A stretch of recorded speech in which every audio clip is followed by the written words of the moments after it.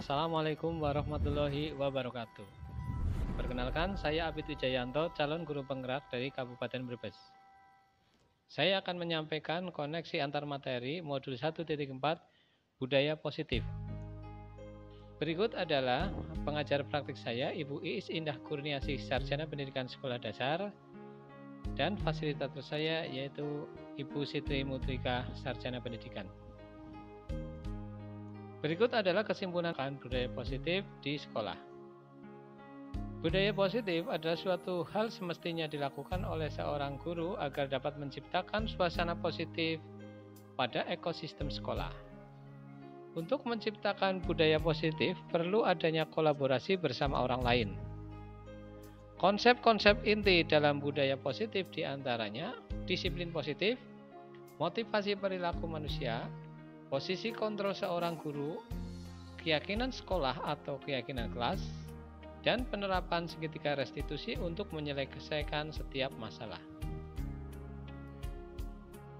Budaya positif pada modul 1.4 sangat berkaitan dengan modul yang dipelajari sebelumnya, yaitu kaitan budaya positif dengan materi modul 1.1 tentang filosofi pendidikan nasional Ki Hajar Dewantara adalah pendidikan yang menuntun sesuai dengan kodrat anak dan berpihak pada murid. Pada proses menuntun harus menumbuhkan budaya positif agar dapat menciptakan ekosistem pendidikan yang berpihak pada murid. Yang kedua, kaitan budaya positif dengan materi modul 1.2 tentang peran dan nilai guru penggerak. Adalah guru harus senantiasa menerapkan konsep inti budaya positif dalam mengaktualisasi nilai dan peran yang dimilikinya.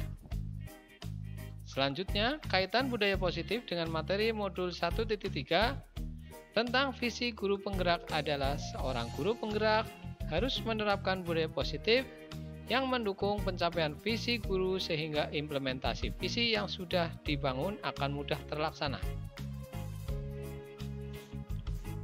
Refleksi pemahaman modul budaya positif.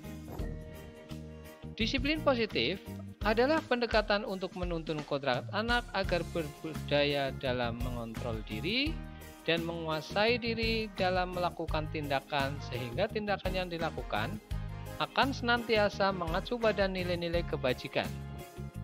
Disiplin positif akan tumbuh dari dalam diri murid, bukan paksaan atau karena pujian dan juga bukan karena hukuman.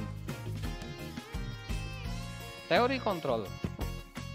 Teori kontrol menyatakan bahwa seseorang akan melakukan sesuatu atau tidak tergantung dari dalam diri orang tersebut, sesuai dengan motivasi pemenuhan dasar yang dimilikinya, sehingga yang bisa mengontrol seseorang adalah dirinya sendiri. Teori motivasi. Pada teori motivasi terdapat dua jenis motivasi perilaku manusia, yaitu motivasi eksternal dan motivasi internal. Motivasi eksternal diantaranya adalah menghindari ketidaknyamanan atau hukuman, atau ingin mendapatkan imbalan ataupun penghargaan. Sedangkan motivasi internal adalah motivasi yang diinginkan oleh seseorang dalam rangka menghargai diri dengan nilai yang diyakininya. Kunci suksesnya adalah menghindari hukuman dan pemberian penghargaan yang berlebihan untuk menghargai atau untuk mengurangi motivasi eksternal, sehingga dapat memupuk motivasi internal. Posisi kontrol seorang guru. Pada posisi kontrol seorang guru terdapat 5 posisi, yaitu sebagai penghukum, sebagai pembuat rasa bersalah, sebagai teman, sebagai pemantau, dan sebagai manajer. Posisi kontrol yang paling diharapkan adalah guru sebagai manajer, sehingga guru dapat berbuat sesuatu bersama murid. Murid mampu mempertanggungjawabkan perilakunya dan dapat menemukan sendiri solusi atas permasalahan yang dihadapinya. Kebutuhan dasar manusia. Terdapat 5 jenis kebutuhan dasar manusia, yaitu 1. Kebutuhan bertahan hidup, 2. Kasih sayang dan rasa memiliki, 3. Kebebasan, 4. Kesenangan, dan 5. Penguasaan. Keyakinan sekolah atau kelas. Keyakinan kelas adalah nilai-nilai kebajikan yang diyakini oleh warga kelas untuk menumbuhkan motivasi internal dan budaya positif di kelas. Segitiga restitusi. Restitusi merupakan proses kolaboratif yang mengajarkan murid untuk mencari solusi untuk semua masalah mereka dan membantu murid berpikir tentang orang seperti apa yang mereka inginkan dan bagaimana mereka harus memperlakukan orang lain. Dalam segitiga restitusi ada 3 unsur segitiga restitusi, yaitu 1. Tahap menstabilkan identitas, 2. Validasi tindakan yang salah, dan 3. Menanyakan keyakinan. Hal menarik di luar dugaan yang saya alami pada pembelajaran ini adalah 1. Saya baru memahami bahwa hukuman dan penghargaan yang selama ini saya berikan kepada siswa adalah tindakan yang tidak efektif. 2. Saat ini saya lebih banyak berposisi pada guru sebagai pembuat rasa bersalah dan saya akan selalu berusaha untuk menempatkan diri pada posisi sebagai manajer. Keyakinan kelas ternyata berbeda dengan peraturan kelas. Tanpa saya sadari bahwa saya sering melakukan bagian dari segitiga restitusi pada tahap menstabilkan identitas dan validasi tindakan, tetapi belum menerapkan tahapan menanyakan keyakinan kelas.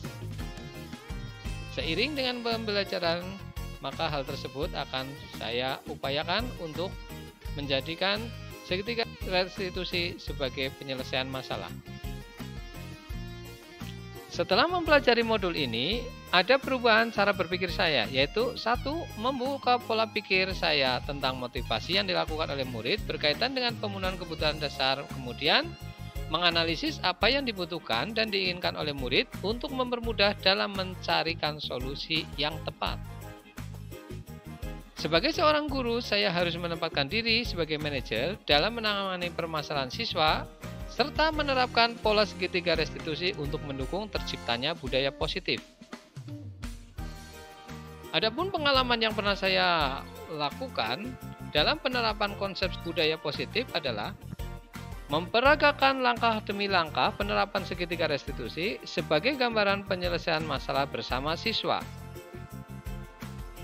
Perasaan saya pada saat itu adalah ketika memperagakan ilustrasi penerapan segitiga restitusi, kesadaran timbul dari diri saya bahwa apa yang saya lakukan selama ini perlu banyak perbaikan dan perubahan dengan senantiasa menerapkan budaya positif.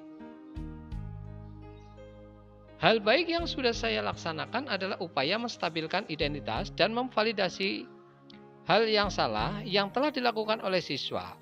Saya perlu membuat keyakinan kelas agar bisa dipedomani saat menerapkan segitiga restitusi pada siswa yang melakukan suatu kesalahan.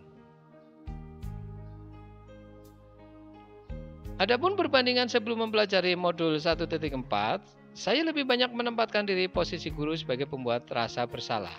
Dan pada saat itu saya merasakan justru anak cenderung rendah diri karena merasa selalu terpojokkan oleh pernyataan-pernyataan saya.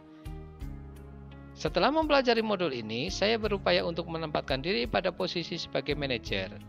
Sehingga akan muncul perbedaan pola penyelesaian masalah karena siswa akan menemukan sendiri solusi dari masalahnya melalui segitiga restitusi. Hal penting untuk dipelajari dalam proses menciptakan budaya positif di lingkungan kelas atau sekolah adalah konsistensi dan upaya berkolaborasi dengan rekan sejawat untuk mendukung tumbuhnya budaya positif. Demikian pemaparan materi koneksi antar materi modul 1.4. Salam dan bahagia. Semoga video ini bermanfaat. Dan kami akhiri. Billahi taufiq wal hidayah. Wassalamualaikum warahmatullahi wabarakatuh.